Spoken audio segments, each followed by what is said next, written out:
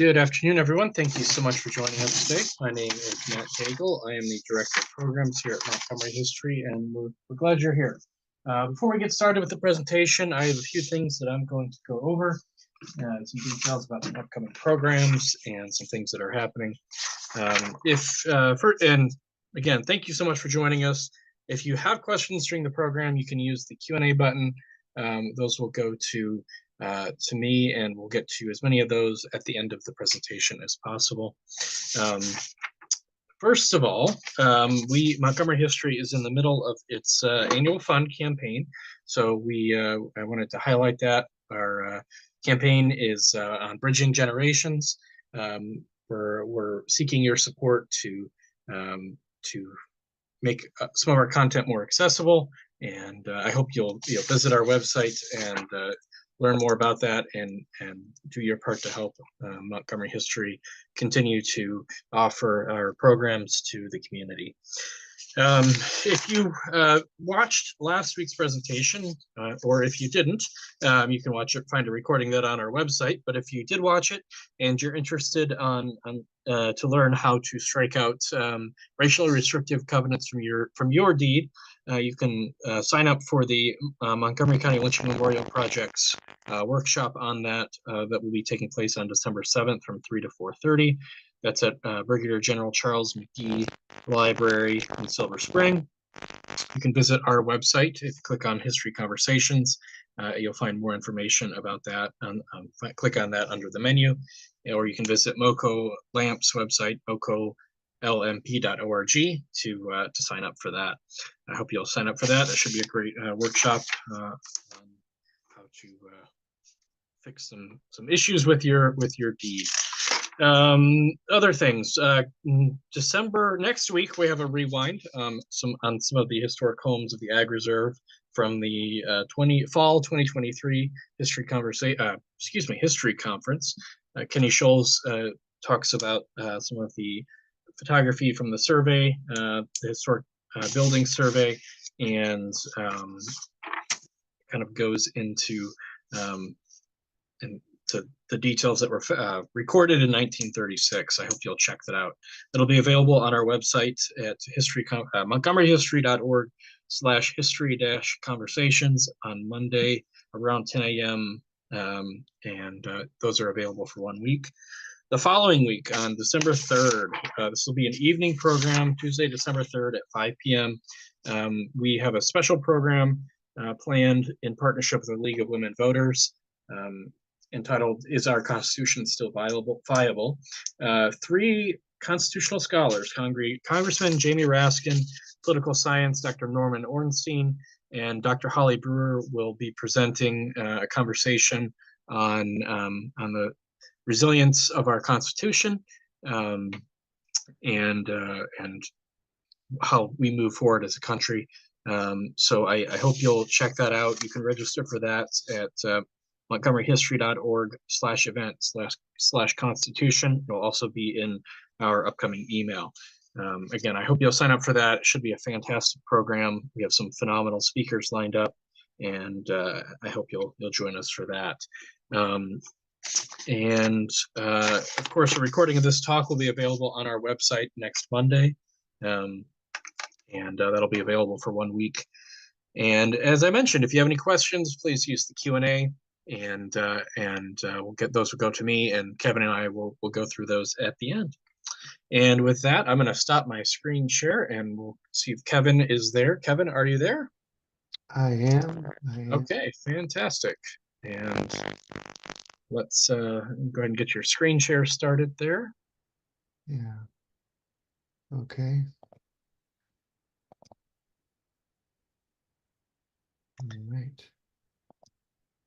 All right. Ready to go. Thank you very much. Yep. Thank you, Matt. Thank you all for joining this program. It's a real pleasure to be with you today and to present this history. This program is called Service, Sacrifice, and the Creation of Camp Schmitt. This is a history presentation in honor of the 100th anniversary of Boy Scout Troop 33 of Takoma Park, Maryland. That troop is now 104 years old. Um, and it has been sponsored by the Takoma Park Presbyterian Church since its inception. And here we have a 1928 picture of Scouts on the stairs of the Takoma Park Presbyterian Church on Maple Avenue in Takoma Park. So the troop is very grateful to the church for having been such a long time sponsor and supporter of the Boy Scout troop. Um, I'd like to acknowledge my wife, Dawn Dubois Patty, who's done much of the research that I'm going to be presenting today. And I want to say that this program is in honor of the memory of Jan Coling and Steve Kramer, two long-serving Scout leaders that I benefited from, and many others did as well, who passed earlier this year. They were beloved, they were long-serving, and influential. I'd like to also acknowledge Jim Douglas of Historic Takoma, who helped me with this research as well. This program is about Camp Waldo E. Schmitt, which is in Augusta, West Virginia, in Hampshire County. And it is a place that Scouts go to twice a year these days. And they go when they're 11, and they go twice when they're 12, and when they're 13 and 14 and 15 and 16 and 17. And along the way, they form friendships and they develop an appreciation of the outdoors and a comfort level in being in the outdoors. They create memories. They're there in the cold, they're there in the heat. It's a home base for the Boy Scout troop. The troop goes other places throughout the year. They have other adventures, but to come back to Camp Schmitt is something that they keep doing as they go through their scouting life. And so people really, kids develop a respect for nature at this camp, and that's important. The camp was a gift to the community from a man named Dr. Waldo L. Schmitt, and he was a Washingtonian, and he was the father of a Troop 33 Boy Scout, an Eagle Scout. His son's name was Waldo E. Schmitt. And Dr. Schmitt's wife, Alvina, was a Takoma Park Presbyterian Church pianist. Dr. and Mrs. Schmitt were members of the Takoma Park Presbyterian Church. In 1946, Dr. and Mrs. Schmitt donated $1,000 for the creation of a camp in memory of their son and the 7 other former members of Troop 33 who died in World War II. Today, that $1,000 in 1946 is equal to $15,000, 746, which could not buy very much property at all in Hampshire County, West Virginia. And so the value of land has gone up tremendously over time. Dr. Schmitt was a scientist, a biologist.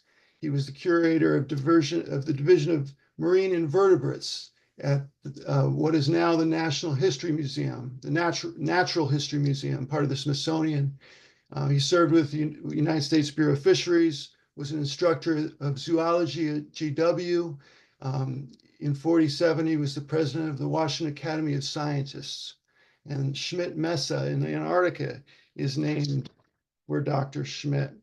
He accompanied Franklin Delano Roosevelt on a trip to the Galapagos Islands, where he did much research.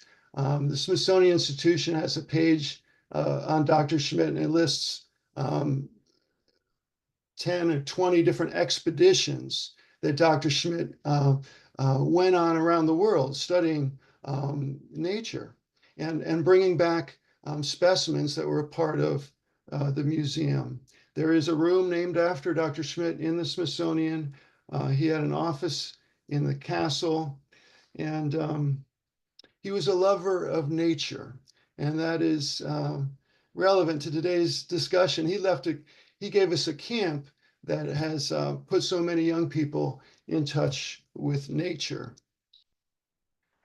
Dr. Schmitt lived in Takoma Park in a couple of different places. His last residence is now a park, When he passed away in 1977, he left the property that he lived on to the city of Takoma Park, and now it is a Montgomery County park, and its official name is the Takoma Park South Neighborhood Park. It is unofficially called Waldo's Wilds, and it's on Allegheny Avenue in Takoma Park. And so Dr. Schmitt, in addition to being an accomplished scientist, was a native Washingtonian and a engaged citizen. He he developed a plan for a light rail system, a commuter rail system in Washington, D.C. And for decades, he advocated for this plan and testified in front of Congress about it. And so he had this idea that he wanted to see brought into fruition that would help his native city. He also gave us this camp and gave us this park. So he was an engaged citizen. He was a generous citizen. All right. And so this camp that we know as Camp Waldo E. Schmitt was dedicated to not just Dr. Schmitt's son, but 7 other men who had also been part of Boy Scout Troop 33 and who had also served in the military and made the ultimate sacrifice. They answered the highest calling that a country can make on its citizens, and that is to serve in the military during a war. And tragically, they lost their lives. But by getting to know them, by remembering them this afternoon, we're honoring them. And I grew up knowing their names. Their names are on a plaque in the cabin at the camp. But this work that we've done uncovers more about their lives and their service in the military. And to emphasize that they're a part of the community of Takoma Park, I've found the houses that they lived in, and I've included pictures of those houses. This is a difficult history. But it's a history that can help us have respect for those who serve in the military, and it's a history that can remind us of how terrible war is and how much we should work to avoid it.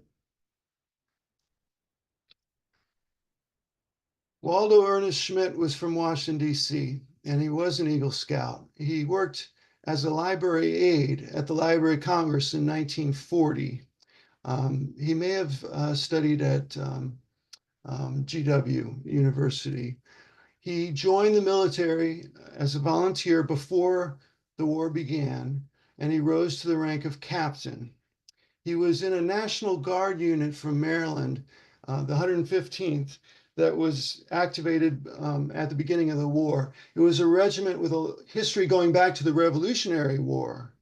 And he commanded Company E in the Normandy campaign and was wounded in the leg on D-Day. Captain Schmitt went on to command Company K, which consisted of 80 men and 4 officers. He was fatally wounded during an attack on the town of Scheider-Waldenrath on October 4, 1944. 19 men of Company K survived that attack. Captain Waldo E. Schmitt was 27 years old. His remains were moved to Washington, D.C. in 1950. There are 2 different accounts of the events that led up to Captain Schmitt's death, and I'll briefly summarize them. Captain Schmitt had been a part of taking 2 towns on the 2nd of October, 1944, and they were hard fought, but they were successful efforts. On October 3, Captain Schmitt was ordered to lead his men in taking the town of Scheider-Waldenrath. And the weather was not good, and they waited for it to improve. and it got worse. The plan, instead of getting better, the plan was for air support to go through first and to fire at the town, and then for light tanks to go in second with Captain Schmidt's men. And so because of the weather, they weren't able to get the air support. And so they went through without it. And as they approached, they were bombarded and separated into two different groups. And so Captain Schmitt was on the forward half of the two groups, and as night fell, um, they decided to they had lost two tanks, and they had decided to stay the night in the buildings, and then begin to fight more aggressively in the morning. And so they did that, and in the morning, the enemy was prepared to fight, and Captain Schmidt's men became surrounded, and only 19 men survived. Captain Schmitt was wounded on the 4th of October. He was taken as a prisoner of war, and was taken to a Red Cross hospital 9 miles away from the town that he was fighting in. And on the 5th of October, he died of internal bleeding at 27 years of age. And so here on the left, we see media report about Captain Schmitt. At the very bottom here, Waldo E. Schmitt was going to train. They trained in Frederick, and then they went on and trained in other places. In the middle, in July of 44, it's saying that Captain Schmitt had been wounded in D-Day. He was in the hospital for months, and then returned to action. And then on the right here, it's a January 1945 piece that is saying that he is missing. In fact, he had been killed in October of 44. And here's a list of servicemen by the last name of Schmitt. And Captain Waldo E. is here in the center of the page, and he's a captain. He's the only captain in the list. All the others are of lower rank. And this is the residence that the Schmitts lived in the 1940s. In Takoma Park, near Flower Avenue and Piney Branch Road. Donald Bonney was born in Seattle, and he had an older sister, and he had an older brother. His older brother died when Donald was under 5. Donald's mother died when he was 13, and the family moved to Takoma Park. Donald graduated from Roosevelt High School. He was into baking. He enlisted in the Air Force while attending college at the University of Washington in 1942. Donald Bonney died in Utah from a case of malaria he had contracted in New Guinea in March of 1943. He was 20 years old. He's buried at Arlington National Cemetery. His father was a chemist for the Department of Agriculture and the Food and Drug Administration. And his mother was from South Dakota and lived in Takoma Park until 1936. And so here we see his grave in Arlington National Cemetery. And in the middle of this piece, it says he was active in high school cadet corps and a member of the Boy Scout Troop number 33. This is Donald Bonney's house in Takoma Park. Harold A. Axel was born in 1919, and he went to the University of Maryland in College Park. He went on to join the Navy and trained in Annapolis.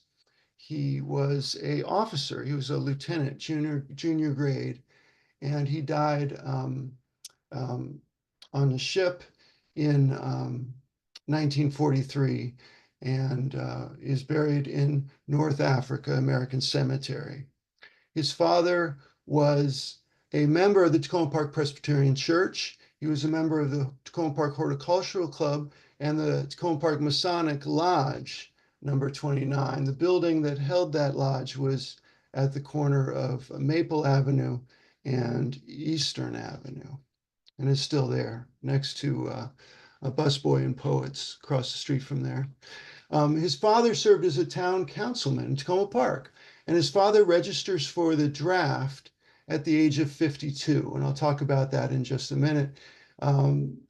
Harold's father was an engineer for the building administration, and formerly he was in the construction industry.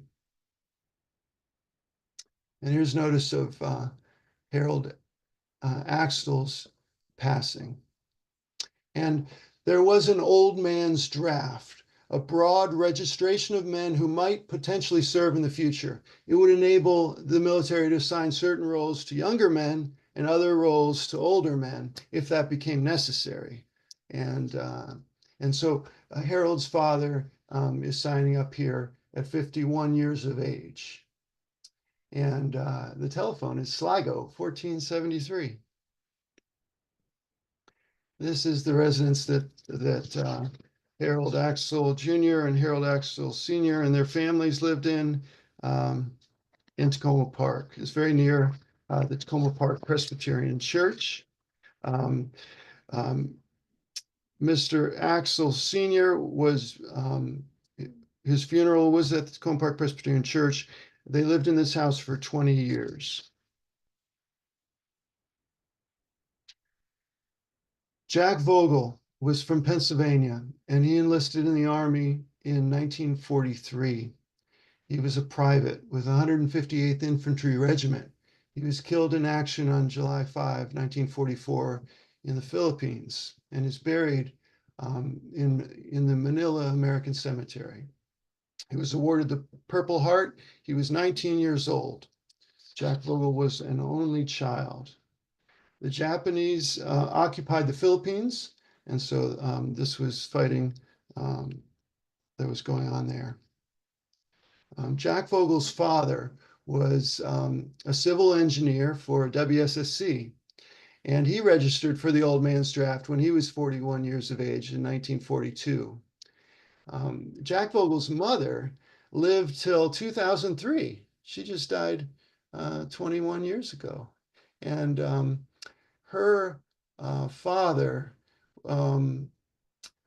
was the former mayor of Takoma Park. So Jack Vogel's grandfather had been the mayor of Takoma Park. He was also high up in the War Department and State Department. His name was Ben Davis. And on the right here, this is a social column piece that's just saying that Jack Vogel went to a party. They put that kind of stuff in the newspaper. Here we have Jacob Vogel's draft, registration as old man draft at 41 years of age. And here's the house that the Vogels lived in near the Takoma Park Presbyterian Church in Takoma Park. John Hayes McNary was an Eagle Scout, and he was from Pittsburgh originally. He went to Central High School, and then he went on to the Millard Preparatory School. He went on to Penn State in 1939 and received a degree in mechanical engineering. He was engaged to be married to Carol Barber. He enters the Army in 42. He was an officer, a lieutenant, and served in the Tunisia campaign and also in Italy. Now, he died the day after D-Day, but his fighting was in Italy and not in Normandy. But it's related because they were distracting from the Normandy campaign by doing that fighting in Italy. He was 26 years old, and he is buried at Arlington National Cemetery. His father was tragically killed while he was serving overseas the year before, and he was struck by a car. He was a civil engineer, And his mother was Catherine Lukes Hayes, and her father was a preacher, and so that's the McNairys. Here's the grave for John Hayes McNairy in Arlington National Cemetery. And this talks about his father's death by a car accident, and about John Hayes McNairy's life and service. This is the house. This is a rebuilt house, but at the same location where the McNairys lived, also near the Takoma Park Presbyterian Church, and the downtown section, very near Carroll Avenue.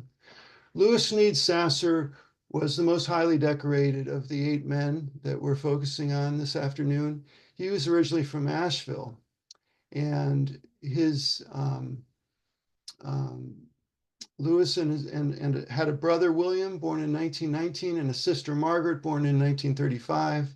The family lived in Seat Pleasant, Maryland in the 1920s with Bertha's mother, and then in Takoma Park by 1930. The mother worked at a law office, and the father was an insurance clerk for the Veterans Bureau. Both parents are buried in Rock Creek Cemetery. He graduated from Roosevelt and then went on to the University of North Carolina.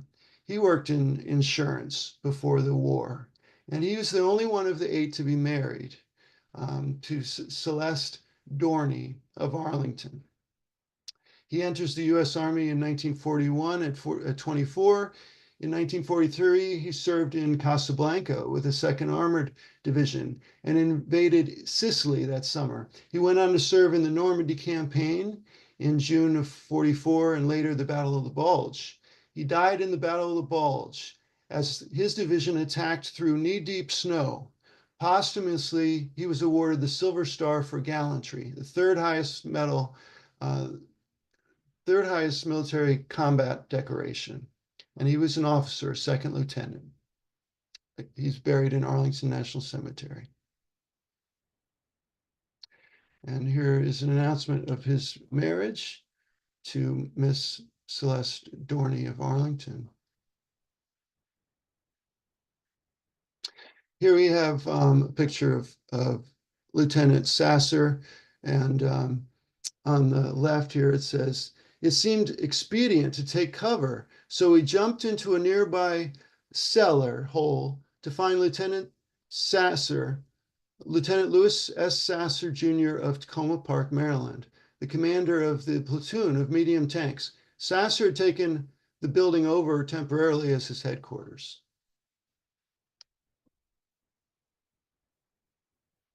Newton John Magnus. Newton John Magnus was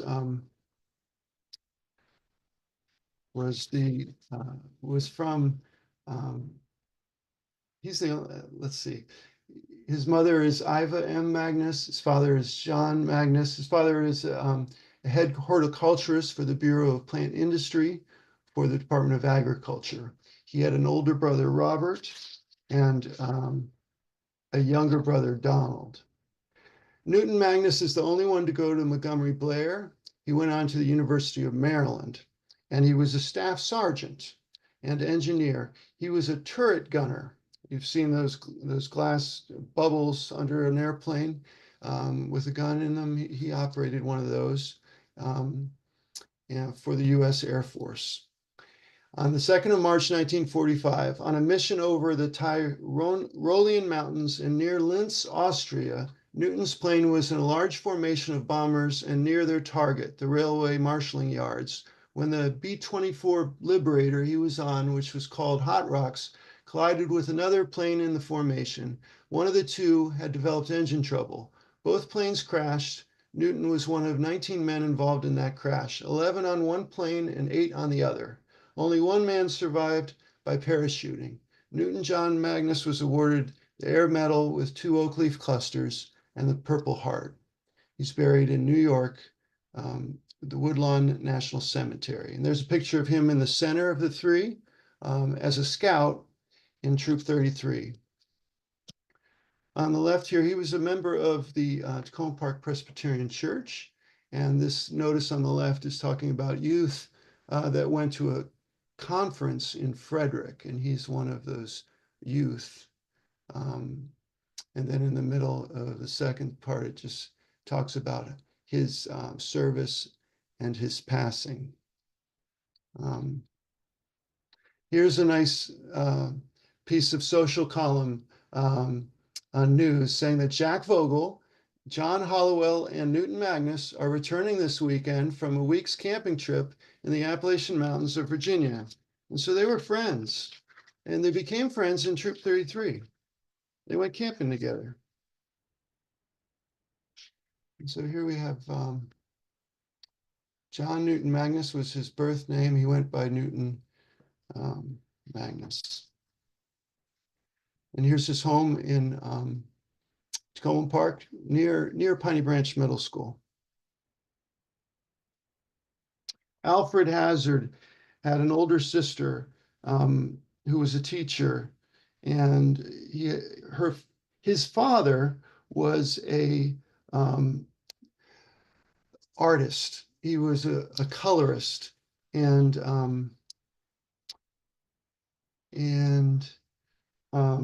Alfred enlisted.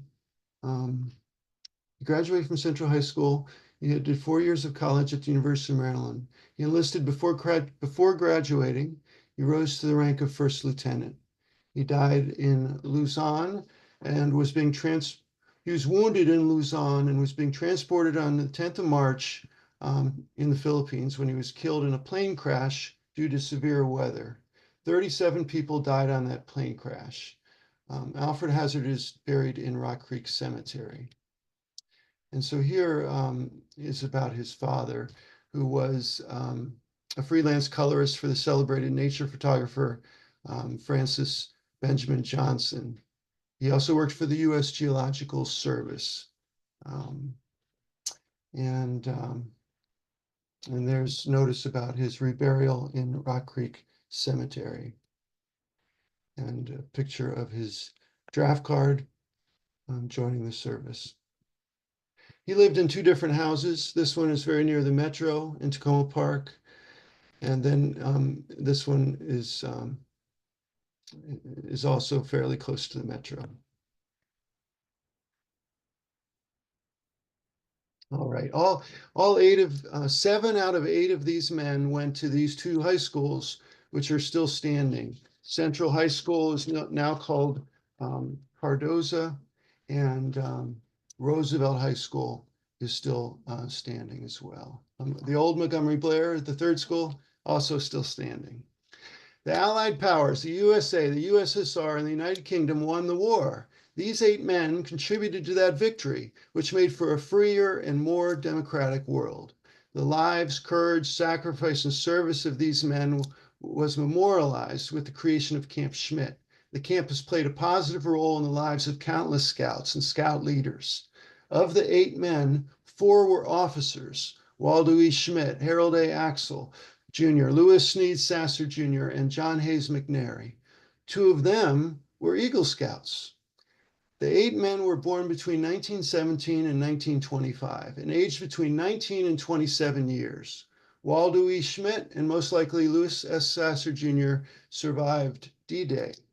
The Selective Training and Service Act of 1940 required all men between the ages of 21 and 45 to register for the draft. 3 of the 8 men died under the age of 21. Some of these men volunteered. Waldo E. Schmitt was one of them. 5 of the 8 men are buried in the Washington, D.C. area. And 2 of these men live directly behind future to them scoutmasters of Troop 33. All right, now to a happier part of the program, finding and building Camp Schmitt. The $1,000 donation grew in interest over time. It took 14 years of travel and searching to find the property for Camp Schmitt. Troop Committee Chair Wes Spangenberg felt the money should be returned to the Schmitt family if they could not find a property. Mr. Spangenberg led the search effort. They considered 50 properties. The camp was purchased for $1,400 in July of 1959. Interest was earned on the $1,000 donation. The asking price was $1,500, but the seller took the amount that was available. For legal and administrative reasons, the title for the property is held by the troop's sponsoring organization, Takoma Park Presbyterian Church. The church has supported the troop since the very beginning in 1920. Church members started the troop. The 1960 agreement between the church and the troop states that if the property is ever sold, the proceeds are to be used for another camp. The donor's wishes, Dr. Schmitt's wishes, were to create a permanent camp. And building the camp was a group effort. Scouts, it's very clear, were very much involved in this work. It was a volunteer effort, intergenerational. And it looks like they had fun. You know, they didn't have to nail themselves to the roof or to, you know, they had fun doing this. They worked hard, but they learned a lot. They built a cabin. They learned carpentry skills. They learned masonry skills. They learned roofing skills, these scouts did. And then they went into the rest of their lives with those skills. The cabin was a pavilion at first, and then became, you know, added the sides and became a cabin. It took leadership to do this. It took teamwork, and it took a lot of dedication and perseverance to do this, to find this property, to look at all those different properties first and find it, and then to build it was really a challenge for this community. Volunteers designed and built this camp, which was 3.5 to 4 hours from their home. The people involved had professional and academic and family responsibilities while this was being done. This was done without power tools, using hard oak wood siding. The doors, windows, and appliances were donated. So it was done with an eye towards frugality and thriftiness, one of the points of the Scout Law. Boys and adults worked together to make this happen. The adults couldn't have done this by themselves. I don't think their families would have allowed it to happen. And the scouts couldn't have done this by themselves. So they did it together. The boys and the scouts and the adults did this together. And they had fun and they learned a great deal by building this camp. I think it was a significant group and long-term commitment, as well as a great achievement. And this gentleman, Wes Spangenberg, was the lead designer and builder. He had 4 boys in Troop 33 and was involved with the troop for 20 years, between 1943 and 1963. He served as the committee chair. And professionally, he was an engineer who worked at what is now called the National Institute Standards of Technology. Here we have a fundraising campaign they ran to build a well, dig a well, which is still there and still operating. And here a building that was used by the older scouts, the leadership corps, or the venture, what is now called the venture scouts. And here we see opening day, or the dedication ceremony in October of 1959. And there's Dr. Schmitt in a tuxedo. It's indicative of what this meant to him. You know, imagine that. He had made this happen for his son and for those 7 other men, and also for the community that is still benefiting from it now. And here we have some scouts, and at that same dedication day. And I want to point out that this camp was built in the late 50s and early 60s, and a building next to the Takoma Park Presbyterian Church, which is now called the Donald Patty Memorial Gymnasium, was also built during that same time. And so the church and the troop were very robust at that point, and they were able to do these things because of that. Dr. and Mrs. Schmitt requested that a Founders Day weekend be held on the second week of October each year. And this is a chance for parents to come up and see the camp and have a potluck, and so this is a part of of the program for the Scouts. Another picture of the dedication day, and another picture of Scouts at the camp in the 1959. Two members of the troop community together loaned informally $4,000 for building this pond, Troll Pond, and the troop raised money to pay back the loan by selling azalea bushes. You know, Takoma Park is known as Azalea City today. There are a lot of azalea bushes, and the Boy Scout troop was a part of that. They helped to distribute the bushes. The Pancake Supper is still a fundraiser that goes on every year. It just happened a couple weeks ago, and that's a way the troop makes money still now. And here we have them after they built the pond, they're about to have fun in the pond with this raft. Troll Pond was named in honor of Fred Troll, a committee member, Troop 33 committee member who donated labor and building supplies for the building of that lodge. Yeah. And the last building that was built at the camp, the last original building was this shed that's called Hovey's Hovel. And here's a picture. These guys are in this is the 1970s now. And they're learning about masonry. And it's called Hovey's Hovel. It's named after one piece of evidence says it's named after a scout. There's another piece of evidence that says it's named after a scout leader. And it's still there. Here we have scouts enjoying the camp, and more scouts enjoying the camp. Some of the men involved in building this camp in 1959 and in the early 1960s, they stayed on with the troop as committee members.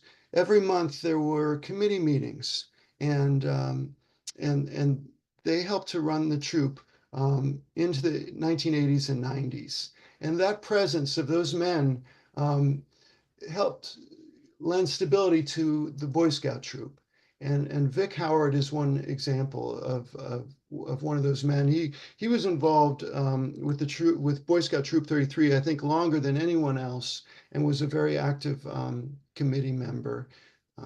He had helped build this camp. This is my father, fourth from the left, who was the scoutmaster in the early 70s. And by the early 70s, the Boy Scout troop was not as vibrant as it had been 10 years earlier. And they struggled to find a new scoutmaster. And by having that committee, the committee was in place, the committee was strong. They kept looking, they kept searching, they didn't quit.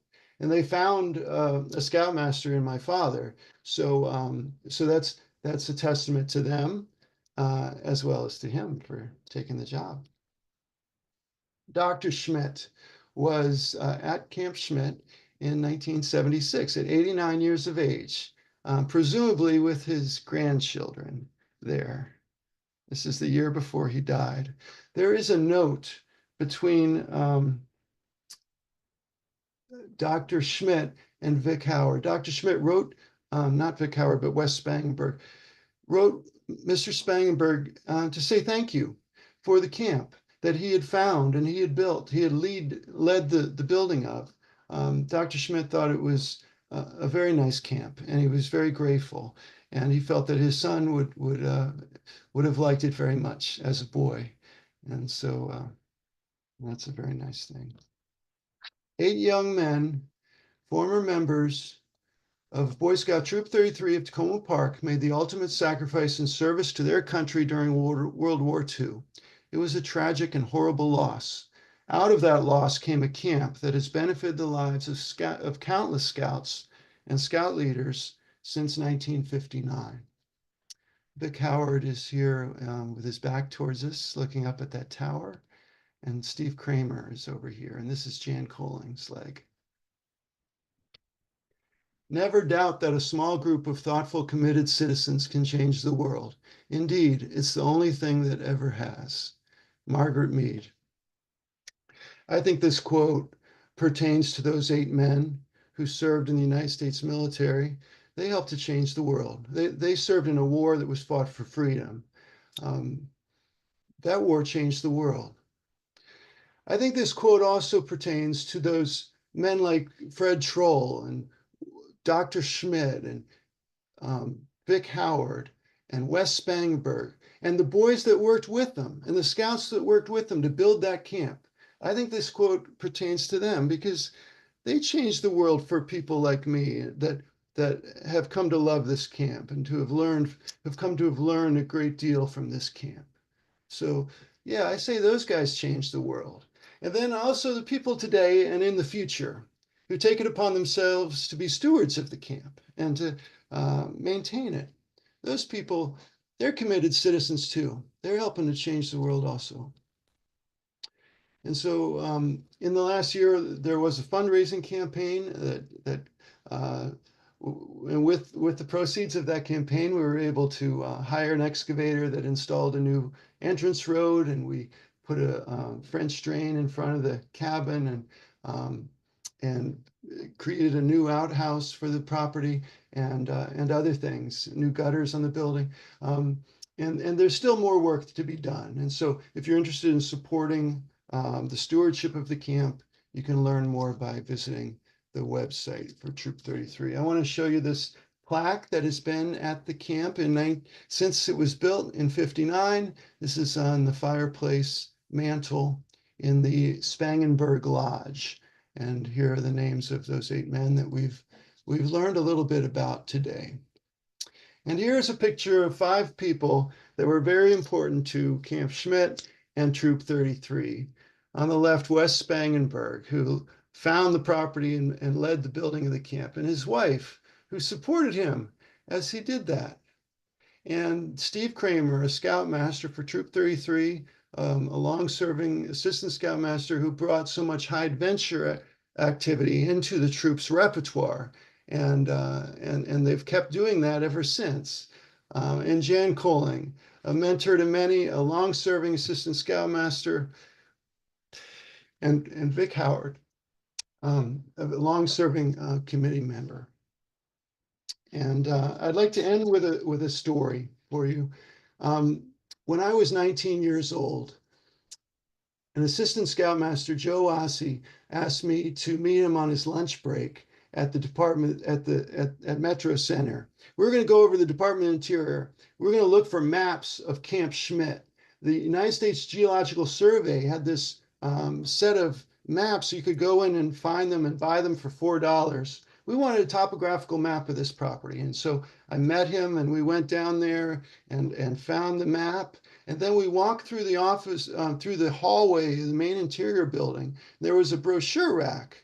And on Joe Ossie, scoutmaster, pulled this application out and said, Seasonal Park Ranger, National Park Service. And he hands it to me and says, here, fill this out.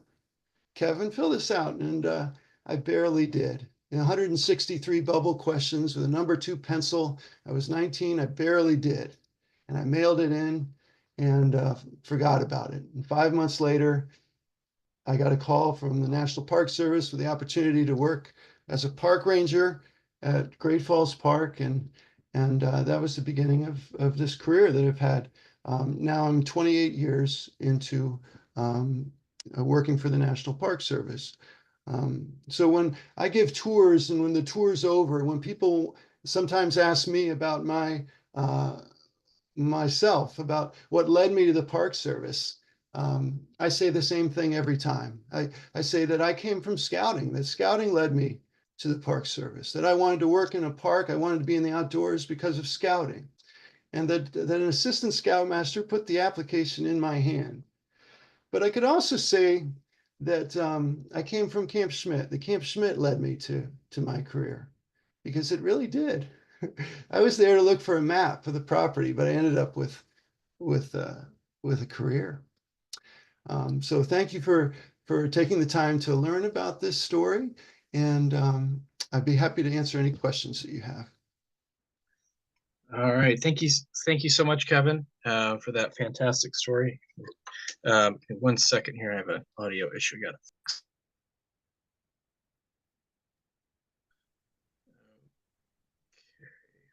is that, can you hear me, Kevin?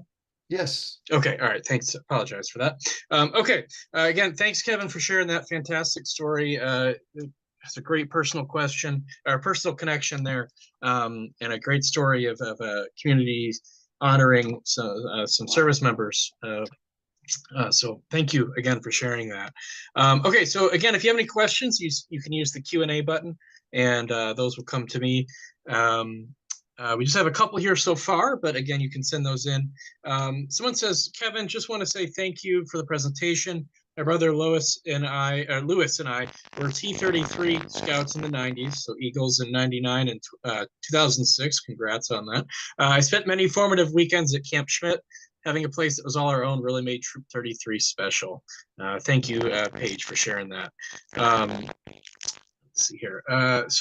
Phyllis asks, was Schmidt's light rail idea, did that ever come to fruition? No, not the exact rail planned that he had. There is an article online that is easily found that describes that effort in better detail than I can give.